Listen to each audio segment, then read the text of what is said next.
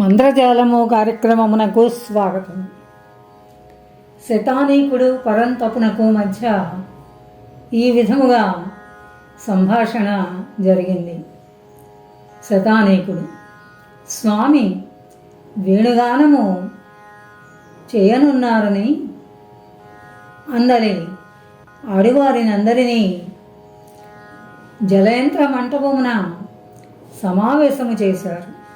వారు స్వామికై భక్తి పరవశులై వేచి ఉండగా ఈ లోపున మాతో రహస్య సమాలోచనము ముగించినారు స్వామి.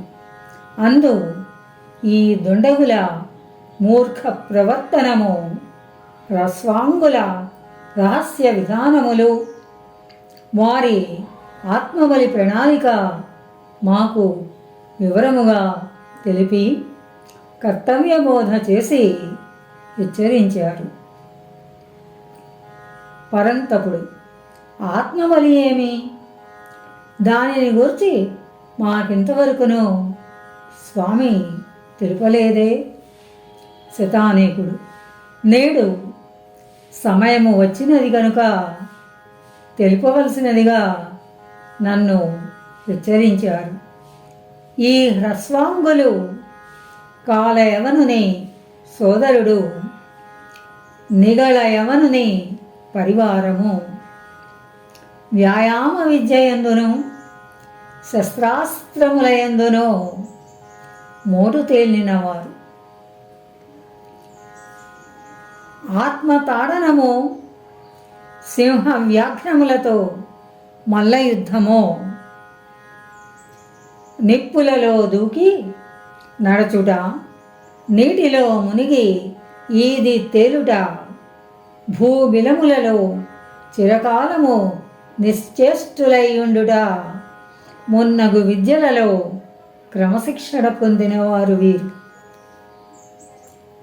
గాంధార మల్ల పారీణులు ధన లోభముచే వారిని చెరదీసి ఈ విద్యలు నేర్పి విడిచిపెట్టారు.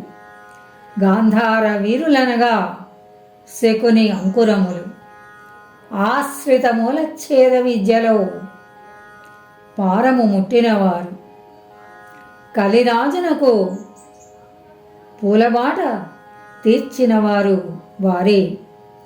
నిగళ యవనునితో 8 తెగల దళముల వారు వచ్చారు. అందు వీరు 8వ తెగవారు. మిగిలిన తెగలవారు రంగమున చిక్కరు.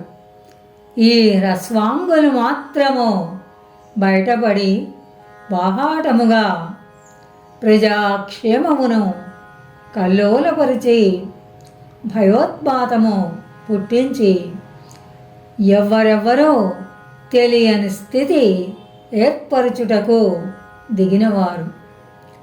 పట్టుబడినచో నినాదములు చేసి తాము పొందుచున్న శిక్షలను రచ్చకెక్కించి మూర్ఖుల సానుభూతి చురగుని చచ్చి సాధించుట వీరి విధము. పట్టుబడని వారు చిరకాలము పనికి వస్తారు. వారికి నిగళయవనుని పురోహితుడగు రక్తశర్మ బోధించిన సుశిక్షిత మార్గమిది. శతగోపుడు, రక్తశర్మ ఈ పేరు పూర్వమెన్నడో విన్నట్లున్నది. ఇది అతని తల్లిదండ్రులు పెట్టిన పేరు కాదని జ్ఞాపకం. ఒక కంట కనిపెట్టి ఉండవలసిన వారి జాబితాలో మధువ్రత మిత్రులు కొన్ని మాసముల క్రిందట వినిపించినట్లు లీలగా గుర్తుకు వస్తోంది. శతానీకునకెదురుగా ఉన్న పర్యంకమున ఆసీనుడై ఉన్న మధువ్రతుడు తలయూపి, మీ మెలకువ నాకు ధైర్యము గలుపుతోంది. ఆనాడు నేను స్వామి ఉత్తర్వు ప్రకారము మీకు వినిపించిన వారి పేర్ల జాబితాలో ఇది ఉంది.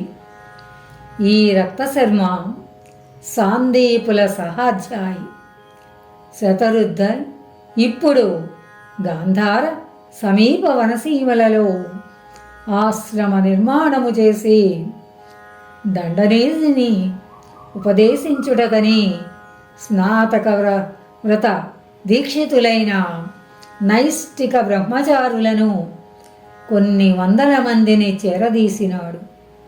వారిని 4 దళములుగా విభజించి తత్సమీప ప్రాంత పర్వత శ్రేణులలో ఒక ఆశ్రమమున 4 గురుకులములను గూఢముగా నిర్వహించుచున్నాడు. వారందరూ 18 భాషలలో విశారదులు.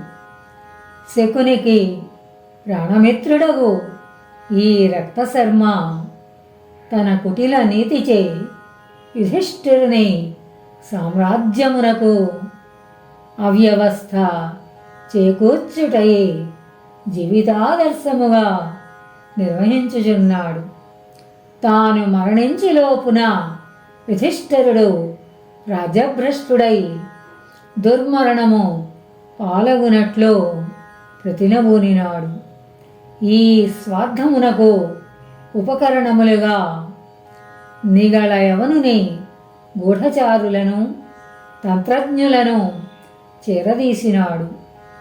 యవన జ్యోతిర్విద్యాపీఠము పేర పర్ణశాలల వలె కల్పించునొక కేంద్రమును ఏర్పరిచి తన శిష్యులలో ఒక తెగవారిని యవన విద్యలలో పారీణులుగా చేసినాడు. అచట దుర్నతి కుశలుడగు ఒక యవన మేధావి వారిని విస్మయావిష్టులను అనరించి సమ్మోహనము చేసి ఒక నినాదమును వారికి ఉగ్గుపాలతో నూరిపోసినాడు. స్వాతంత్ర ప్రియులు ఏకము కండు అని ఆ నినాదము. యవనులు స్వాతంత్ర ప్రియులు. సర్వ సమాన సోదరత్వమున ఏ దేశపు ప్రజలకైనను వారు స్వాతంత్ర సమరమున రక్షణముగా నిలబడుదురు. తమ ప్రాణ మానధనములను త్యాగము చేయుదురు.